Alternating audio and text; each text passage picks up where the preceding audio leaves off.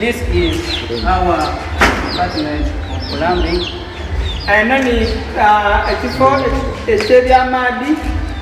From one of our module of domestic water supply,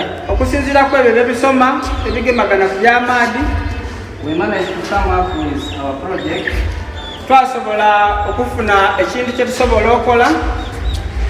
of making a chicken cage.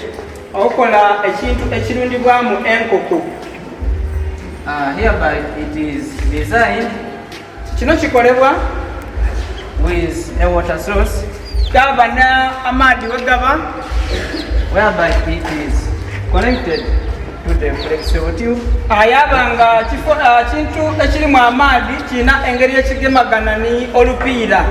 that transports water through the long pipe.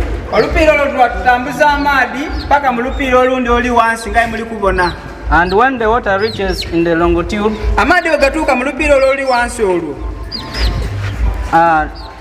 the chicks or the chicken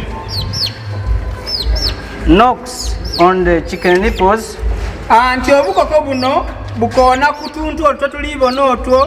tusobola okutweta mu lusogo oba otubeere otwotuli wansi otwo oba otunwa nto, and the water is released out. Era bwe gagoonaku amaadhi ago gakola ki? Gafuluma. Enkoko eyo yanwa amaadhi, era osobola okutaamu n'emmere enkoko gyebanga eri kulya.